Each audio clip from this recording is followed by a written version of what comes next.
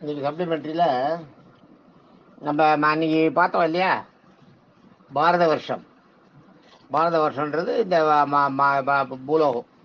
பாரத வருஷன்றது இந்த பூலோகம் இல்லையா. அதை வந்து 9 கண்டங்களாக பிரிச்சிருந்தேன். அந்த காலத்தில் வந்து அதை வந்து நம்ம வந்து காலநேம வர்த்தமானத்தில் 9 கண்டங்களாக பிரிச்சிருந்தாங்கன்னு சொன்னேன் இல்லையா. 9 கண்டங்கள். அதில் முதல் கண்டம் தான் பாரத கண்டம். பாரத கண்டம், கிம்புரு கண்டம், அரிவருஷ கண்டம், அப்புறம் வந்து வேற என்ன, இளாவிரத கண்டம், இரமிய கண்டம், இரணிய கண்டம், குரு கண்டம், கேது கண்டம், பத்ராச கண்டம் இல்லையா. பத்ராச கண்டம் 9 கண்டம் நம்ம இன்னைக்கு பார்த்தோம். மொத்தத்தில் இந்த 9 கண்டம் வேர்ல்டுல த்ரூ அவுட் த வேர்ல்டு இந்த 9 கண்டமா பிரிச்சிருக்கு. நம்ம அதுக்கு நம்மளும் தான் பிரிச்சோம். அதையும் தான் இவங்க பிரிச்சாங்க. நம்ம என்ன படிச்சோமே சார், நம்ம வரலாற்றுல படிக்கல. எத்தனை கண்டம்? 6 கண்டம் படிக்கல நம்ம. அது மாதிரி இது அப்போ வந்து 9 கண்டமா பிரிச்சிருக்காங்க. அதுல பரத கண்டம்ன்றது இல்லையா. இந்த பரத கண்டத்துல 56 தேசம்ன்றதுக்கு இப்பயும் நம்ம எத்தனையோ இதுல எல்லாம் கேள்விப்பட்டிருக்கோம். 56 தேசத்து ராஜாக்களும் வந்தாதான் சக்கரவர்த்தி ஆக முடியும். ஒருத்தர் சக்கரவர்த்தி ஆகிறாருன்னா பரத கண்டத்துல இருக்க 56 தேசத்து ராஜாக்களும் அவர் சக்கரவர்த்தின்னு ஒத்துக்கணும். அப்பதான் அதுதான் சக்கரவர்த்தி பட்டம் சொல்லிக்கிறது. ராஜாக்கள்லயே அது பெரிய மகோன்னதமான நிலை அவங்களுக்கு. சக்கரவர்த்தி பட்டம் எடுத்துக்கிறது அதுதான் இவங்க உயர்ந்த நிலை. 56 தேச ராஜாக்களும் ஒத்துக்கணும், அவங்க கிட்ட அடி பண்ணிக்கணும். அதான் இந்த 56 தேசங்கள். 56 தேசங்கள் என்னென்னு சொல்றேன் பாருங்க. தேசங்கள் மட்டும் இல்ல, இப்ப அது என்னன்றது தெரிஞ்சுக்கணும். அதுதான் இப்ப அது என்ன ஏரியான்றது, அதுதான் என்னோட முக்கியமான கான்செப்ட் தான். இப்ப அந்த 56 தேசங்களுக்கு இப்ப என்ன, இப்ப அது எங்க இருக்கு அப்படின்றது தெரிஞ்சுக்கிறது தான். அதுக்காக தான் நான் இதை சொல்றேன். கொஞ்சம் நீளமா இருந்தாலும் எல்லாரும் நல்லா கவனமா கேளுங்க. குரு தேசம் நீங்க வந்து எத்தனையோ ஹிஸ்டரியில படிக்கலாம். 56 தேசங்களையும் படிக்கலாம். 56 தேசத்து ராஜாக்கன்னு சொல்லுவாங்க. ஆனா 56 தேசமும் உங்களுக்கு தெரியாது. 56 தேசம் எங்க இருக்கிறதுன்றதும் தெரியாது இல்லையா. அது இப்ப நம்ம தெரிஞ்சுக்கிறதுக்கு தான். அதுதான் நான் இந்த விளக்கத்தை நான் சொல்றது அதுக்காக தான். குரு தேசம். குரு தேசம்ன்றது டெல்லி, மேற்கு UP, west UP, western UP. Shurasena தேசம். சூரசேன தேசம்ன்றது சூரசேனர் ஆண்டது மதுரா. சூரசேனர் வந்து கிருஷ்ணனோட பாட்டனர், அதாவது இவரோட அப்பா கம்சன் அவளோட அப்பா. சூரசேன ராஜ்யன்றது மதுரா. குந்தி தேசம். குந்தி தேசம்ன்றது நைமிசாரண்யம். நைமிசாரண்யம் நாங்கள்லாம் போயிருக்கோம். நைமிசாரண்யம்னு ஒரு இடம் மதுரா இது போகிற வழியில், பத்ரி போகிற வழியில் அது கூட்டு போவாங்க. குரூப் போனீங்கன்னா வரும். நைமிசாரண்யம்னு ஒரு இடம் அந்த அந்த ஈஸ்டில் இருக்குது. டெல்லியிலேருந்து ஈஸ்டில் இருக்குது. அது நைமிசாரண்யம். அதுதான் குந்தி தேசம். அப்புறம் வந்து குந்தல தேசம். குந்தல தேசம்ன்றது மைசூர். விராட தேசம். விராட தேசம்ன்றது நார்த் ராஜஸ்தான். அதுதான் விராட தேசம். அதே மாதிரி மத்ய தேசம். மத்ய தேசம்ன்றது ஜெய்ப்பூர். இப்ப இருக்கிறத நான் கூட சேர்த்து சொல்றேன். அதே மாதிரி திரிகார்த்த தேசம். திரிகார்த்த தேசம்ன்றது வந்து இமாச்சலம். கேங்டாக் இருக்கு இல்லையா, கேங்டாக் அந்த பக்கம். இமாச்சலத்துல மேல கேங்டாக் அந்த பகுதம், அந்த கேங்டாக் பகுதி. அப்புறம் வந்து கேங்டாக் பகுதிக்கு வந்து திரிகார்த்த தேசம்னு பேரு. திரிகார்த்த தேசம் பேரு. கேகே தேசம். நீங்க இதுல எல்லாம் படிக்கும்போது ராமாயணம், நீங்க முக்கியமா ராமாயணம் மகாபாரதம் சீரியல் பாத்தீங்கன்னா அதுல எல்லாம் வரும் கேகே நாட்டு ராஜான்னு. கேகைன்றது கேகை நாட்டு ராஜா யாரு? கேகை நாடு தான் கைகையோட அப்பாவும். கைகைய பிறந்த வீடு கேகை நாடு. அது எதுன்னா ஈஸ்ட் பலுசிஸ்தான், பாகிஸ்தான்ல இருக்கு. ஈஸ்ட் பலுசிஸ்தான் அதுதான் கேகை தேசம். அடுத்தது பாகலிக தேசம். பாகலிக தேசம்ன்றது மேற்கு பஞ்சாப். மேற்கு பஞ்சாப்ன்றது இதுதான் பாகிஸ்தான்ல தான் இருக்கு. கோசல தேசம். கோசல தேசம்ன்றது வந்து பூர்வாஞ்சல். இப்ப பூர்வாஞ்சல் அதான் ஈஸ்ட் யூபி. ஈஸ்ட் யூபி தான் கோசல தேசம். பாஞ்சால தேசம். பாஞ்சால தேசம்ன்றது உத்தரப்பிரதேசத்தோட நடுப்பகுதி பாஞ்சால தேசம். நிஷத தேசம். நிஷத தேசம்ன்றது ராஜஸ்தான். ராஜஸ்தான் சைடு ஆரவல்லி மலைன்ற பாருங்க, அதுதான் அந்த இடம் தான். அந்த ஏரியா தான் நிஷத தேசம். ராஜஸ்தானே 2-3 தேசம் ராஜஸ்தான்லேயே வருது. ஆரவல்லி மலைப்பகுதி வந்து நிஷத தேசம். சேதி தேசம். சேதி தேசம்ன்றது புத்தேல்கண்ட். புத்தேல்கண்ட் இருந்து அந்த இதுக்கு பக்கத்துல வரும் பூடானுக்கெல்லாம் கொஞ்சம் முன்னாடி அந்த அஸ்ஸாம் தாண்டி போகும்போது புத்தேல்கட், அதுதான் சேதி தேசம். அடுத்தது தசார்ண தேசம். தசார்ண தேசம்ன்றது நார்த் காஷ்மீர். நார்த் காஷ்மீர்ன்றது பாகிஸ்தான் தான் ஆகும் இல்லையா, நார்த் காஷ்மீர் தசார்ண தேசம். அடுத்தது விதர்ப்ப தேசம். விதர்ப்ப தேசம்ன்றது நாக்பூர். அவந்தி தேசம். அவந்தி தேசம்ன்றது உஜ்ஜயினி. மாளவ தேசம். மாளவ தேசம்ன்றது வந்து அதாவது சவுத் ஈஸ்ட் ராஜஸ்தான், அப்புறம் வந்து west MP. South east Rajasthan and west MP, இது ரெண்டு சேர்ந்தது தான் மாளவ தேசம். அடுத்தது கொங்கண தேசம். கொங்கண தேசம்ன்றது கோவா. அதனால தான் கொங்கன் ரயில்னு விட்றாங்களே, அதான் கொங்கண தேசம்ன்றது கோவா. கூர்ஜரம். கூர்ஜரம்ன்றது வடக்கு குஜராத் தெற்கு ராஜஸ்தான். அப்போ கணக்கு பார்த்துங்க, ராஜஸ்தானுக்கும் குஜராத்துக்கும் நடுவில் கிட்டத்தட்ட அங்கே தான் அந்த நாங்கள் இதெல்லாம் போனோமே, அந்த அந்த இதெல்லாம் வரும், மவுண்ட் அபு அதெல்லாம் வரும், அந்த ஏரியா தான், அதுதான் கூர்ஜர தேசம். அடுத்தது மவுண்ட் அபு, ஜபல்பூர்லாம் வருது, அந்த இடம் தான். அப்புறம் வந்து நாங்களாம் போயிருக்கோம், நான் ரங்கநாதன் வீர் ராகுல் எல்லாம் டூர் போயிருக்கோம். அடுத்தது ஆந்திரதேசம். ஆந்திரதேசன்றது ஆக்ரா. சால்வ தேசம்ன்றது ஹரியானா. சிந்து தேசம்ன்றது பாகிஸ்தானோட சிந்து பகுதி. சிந்தி ஏரியாலேயே பாகிஸ்தானில் ஒரு பாகம் இருக்கு, நம்ம கிட்ட கொஞ்சம் இருக்கு. சிந்து ஏரியா பாகிஸ்தானில் இருக்கு. பாகிஸ்தான் இருக்கிற பகுதிக்கு பேர் சிந்து தேசம் பேரு. அடுத்தது செலவீர தேசம். செலவீர தேசம்ன்றது முல்தான், மித்தான், கராச்சி, அதுவும் இதுதான் பாகிஸ்தான் தான். செலவீர தேசம்ன்றது. பார்சிக தேசம்ன்றது ஈரான், அதான் பாரசீகன்றப்பேன், அதான் பாரசீகன்றது ஈரான். அடுத்தது வனாயு தேசம்ன்றது அலகாபாத், வனாயு தேசம். பாப்ர தேசம்ன்றது அருணாச்சலம்.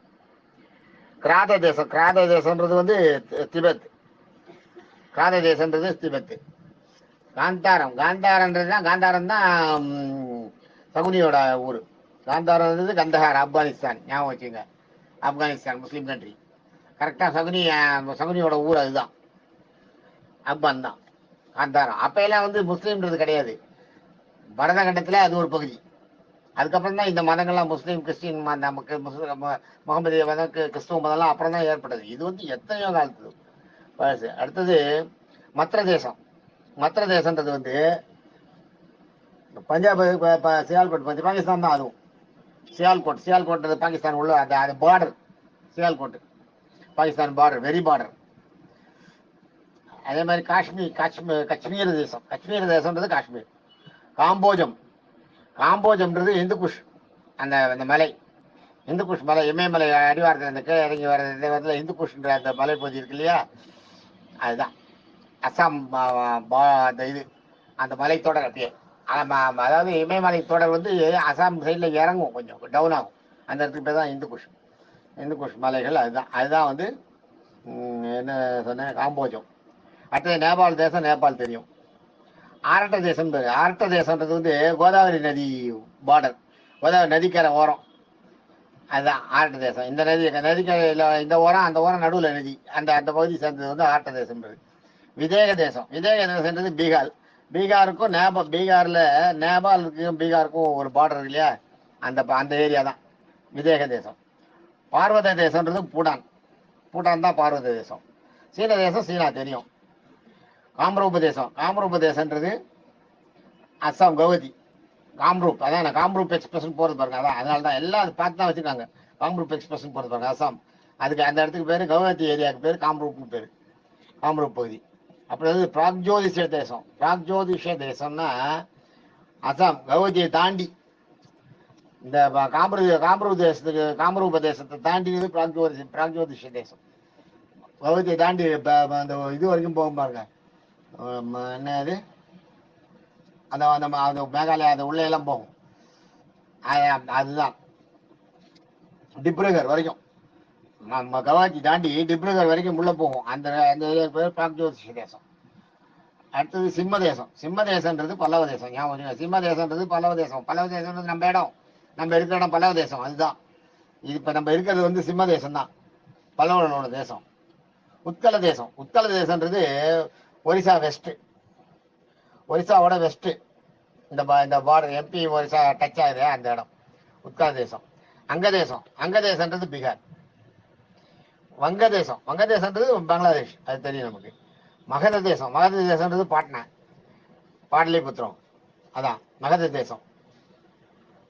அப்புறம் வந்து ஹேஹே தேசம்ன்றது நர்மதா நதி, அந்த பாட்னா போகிறது தாண்டி போகும்போது, பாட்னாவை தாண்டி அதுதான் பீகாரை தாண்டி ஒரிசா உள்ள போகும்போது, ஒரிசா தாண்டி பீகார் உள்ள போகும்போது நர்மதா இது வரும், அந்த வரி வரும், நர்மதா வரும், அந்த பள்ளத்தாக்கு, அதுதான் ஹோஹே தேசம். அடுத்தது கலிங்க தேசம்ன்றது ஒரிசா பிரம்மபுத்திரா கரையோர ஏரியா கலிங்க தேசம். அதான் அசோகரோட தேசம் கலிங்க தேசத்தை தலைநகராக கொண்டு தான் பண்ணார். அதனால தான் பாடலிபுத்திர தலைநகரம். அவர் ஆண்டது வந்து இந்தியா பூரா ஆண்டார். அதான் கலிங்க தேசம், அசோகர் ஆண்ட இது, அதுதான் கலிங்க தேசம். ஆந்திர தேசம் ஆந்திரா உங்களுக்கு ஆந்திராவோட கரையோர பகுதி. இப்ப இல்ல, அப்பயே பிரிச்சுட்டாங்க. அது ஆந்திர தேசம் யவன தேசம் பிரிச்சுட்டாங்க. ஆந்திரா தெலுங்கானா இப்ப பிரிச்சோம். ஆனா 56 தேசத்துல ஆந்திர தேசம்ன்றது கடற்கரை பகுதியும், இப்ப இருக்கிற தெலுங்கானா தேசத்துக்கு யவன தேசம் பேர். யவன தேசம்னா தெலுங்கானா. மகாராஷ்டிரம் வந்து இப்ப இருக்கிற மகாராஷ்டிரம் கிடையாது, வெஸ்ட் மகாராஷ்டிரம், அதுதான் மகாராஷ்டிரம். அடுத்தது குளிந்த தேசம்ன்றது குவாலியர். திராவிட தேசம், இது வந்து திராவிட தேசம்ன்றதே கிடையாது. அது ஆக்சுவலா திராவிட தேசம்ன்ற ஒரு தேசமே கிடையாது, இவங்க பண்ணிடுது. ஆக்சுவலா திராவிட தேசத்துக்கு என்ன பேருன்னா ராயலசீமான்னு பேர், ராயல தேசம் பேர், அதுக்கு பேர்.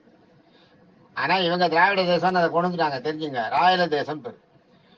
ராயல தேசத்துல எது வருதுன்னா வட தமிழகம், ராயலசீமா. திராவிடம்னு ஒண்ணு கிடையவே கிடையாது. திராவிடம்னு இவங்க உருவாக்கினது, திராவிடம்ன்றது இவங்க உருவாக்கினது. சேர சோழ பாண்டியர்கள்லாம் இருக்கு, திராவிடம்னு கிடையாது. திராவிடத்துக்கு வந்து ராயல தேசம் தான் இருக்கு. இவங்க இதுல எடுத்து பார்த்தாங்கன்னு தெரியும், திராவிட தேசம்னு கிடையாது, ராயல தேசம். ராயல தேசத்தை தான் இவங்க வந்து திராவிட தேசம். ராயல தேசம்ன்றது என்னன்னா வடக்கு தமிழகம், ராயலசீமா, இது ரெண்டும் சேர்ந்து ராயல தேசம். சோழ தேசம்ன்றது சோழ நாடு, கரெக்டா இருக்கு, மத்திய தமிழ்நாடுன்னு இருக்கு. சோழ தேசம் தமிழ்நாடு, சோழ நாடு. அப்ப சிங்கள தேசம் தான் சிலோன், இலங்கை.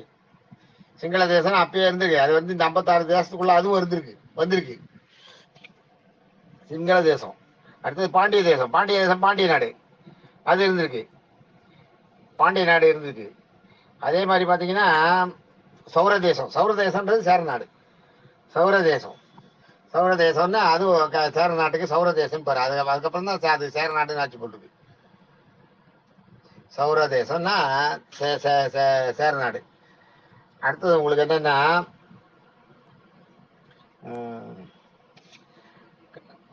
கர்நாடக தேசம்.